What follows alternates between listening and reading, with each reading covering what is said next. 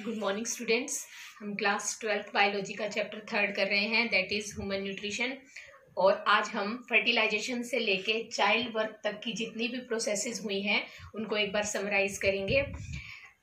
Fertilisation हमने देखा था कि फैलोपियन ट्यूब के अंदर फर्टिलाइजेशन हो रही है स्पर्म और ओवम के बीच में, और जाइगोट की फॉर्मेशन हो रही है। जाइगोट के अंदर डिवीजन होती है, माइटोसिस होती है, और उससे बनता है पहले 2 cells, 4 cell, 8 cell. 8 cell stage को बोलते हैं मोरूला।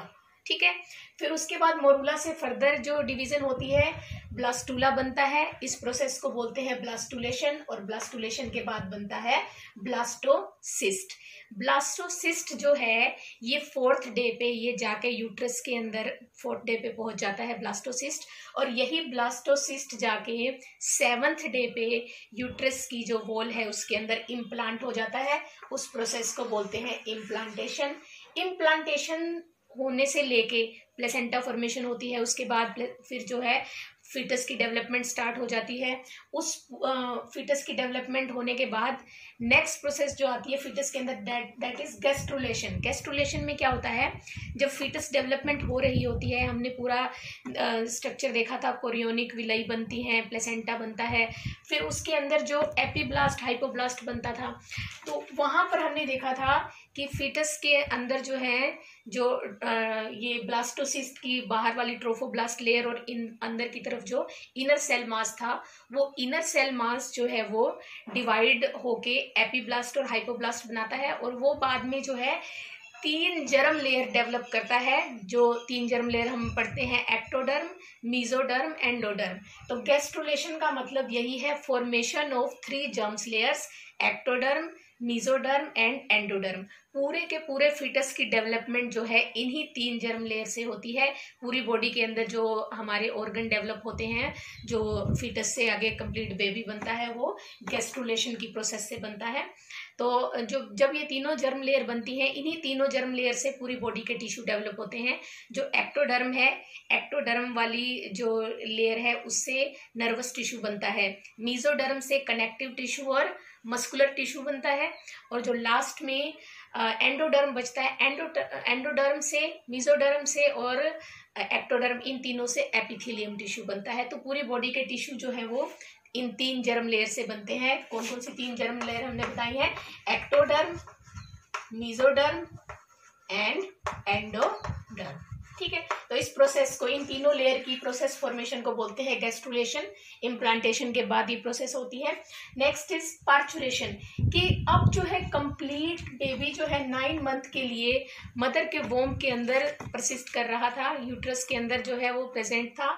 इस पूरे टाइम पीरियड को बोलते हैं गेस्टेशन। 9 मंथ का जो टोटल टाइम पीरियड है जब तक बेबी मदर के वोम के अंदर रहता है, that is gestation period.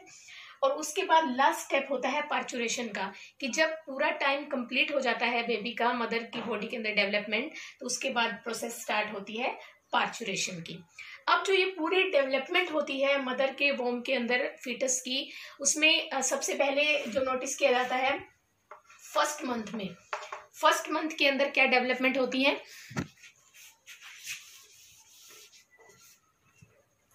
First month में बेबी के अंदर हार्ट बीट आता है, कि जो अंदर तो फर्स्ट मंथ के बाद जो फीटस है उसके अंदर हार्ट बीट जो है वो अपीयर होना शुरू हो जाती है, और डॉक्टर जो है स्टेथोस्कोप की हेल्प से हार्ट बीट चेक करके बताते हैं कि अगर तो हार्ट बीट प्रेजेंट है that means the foetus is alive, और अगर हार्ट बीट शो नहीं कर रहा फीटस तो मिसकैरेज वगैरह के केसेस में फिर अबॉर्शन करवाना पड़ता है।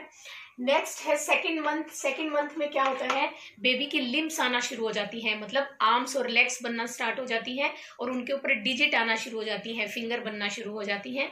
थर्ड मंथ में आके, थर्ड मंथ में बेबी के ऑर्गन और ऑर्गन सिस्टम डेवलप होना शुरू हो जाते हैं।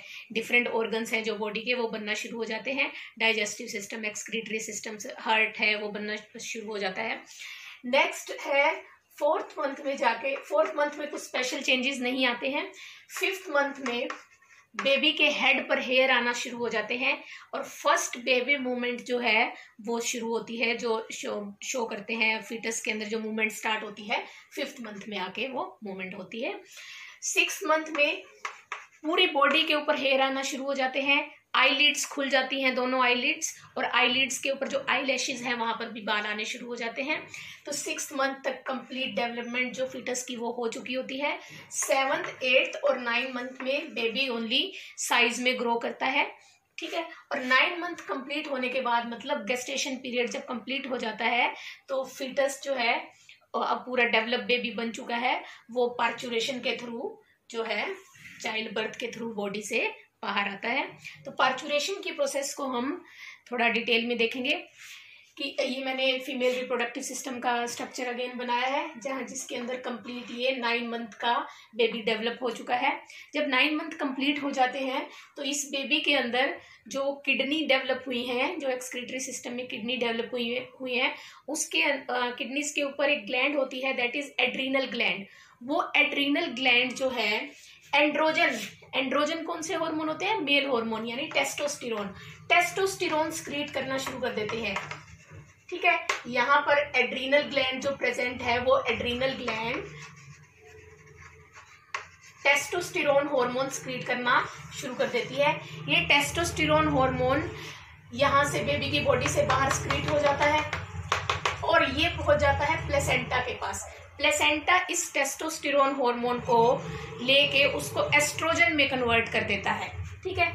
टेस्टोस्टेरोन को कन्वर्ट कर देता है एस्ट्रोजन के अंदर, ठीक है। हमें पता है प्रेगनेंसी को मेंटेन करने के लिए एक हार्मोन होता था, दैट वाज प्रोजेस्टेरोन। तो ये एस्ट्रोजन जो है अब प्रोजेस्टेरोन के इफेक्ट को कम कर देता है कि अब फर्दर प्रेगनेंसी को मेंटेन करने की जरूरत नहीं है, तो एस्ट्रोजन अपने इफेक्ट शो करना शुरू कर देता है। एक्सेस में एस्ट्रोजन जो है वो बनना शुरू हो जाता है। ये एस्ट्रोजन एक्सेस में जैसे ही बनता है तो फीमेल जो मदर होती है उसकी पोस्टीरियर पिट्यूटरी से एक हार्मोन रिलीज होता है, दैट इज ऑक्सीटोसिन, ठीक है। ये ऑक्सीटोसिन हार्मोन जो है वैसे नॉर्मली भी बॉडी में स्क्रीट होता रहता है, लेकिन इतना इफेक्ट शो नहीं करता। लेकिन ये एक्सेस में जो यहाँ पर एस्ट्रोजन बना था, ये एस्ट्रोजन क्या करता है, इसके अंदर ऑक्सीटोसिन रिसेप्टर डेवलप करवा देता है। ये रिसेप्टर है सारे ऑक्सीटोसिन रिसेप्टर दोनों साइड, यानी कि ऑक्सीटोसिन को लेने वाले रिसेप्टर।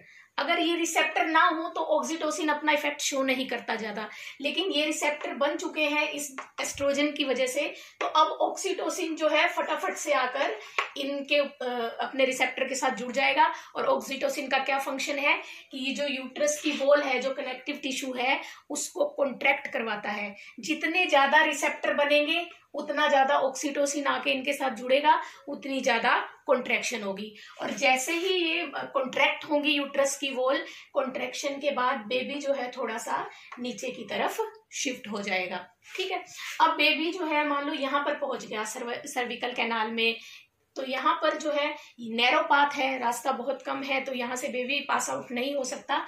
तो यहाँ पर जो कुछ रिलीजिंग फैक्टर प्रेजेंट होते हैं, ये सर्विक्स की जो वॉल है यहाँ पर, वो रिलीजिंग फैक्टर्स क्या करते हैं, अगेन मैसेज को पहुंचाते हैं पोस्टीरियर पिट्यूटरी के पास। पोस्टीरियर जो पिट्यूटरी है वो और ज्यादा ऑक्सीटोसिन स्क्रीट करवाएगी, और ज्यादा ऑक्सीटोसिन आएगा तो और ज्यादा कॉन्ट्रैक्शन होगी। जैसे ही कॉन्ट्रैक्शन होगी बेबी थोड़ा सा और नीचे मूव कर जाएगा।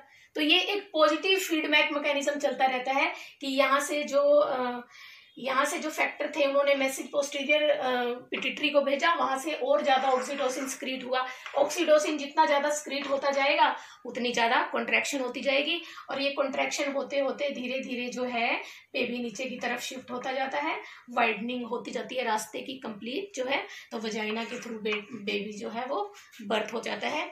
इस दौरान जो है जो पेन फील करती है फीमेल, उसको लेबर पेन बोलते हैं।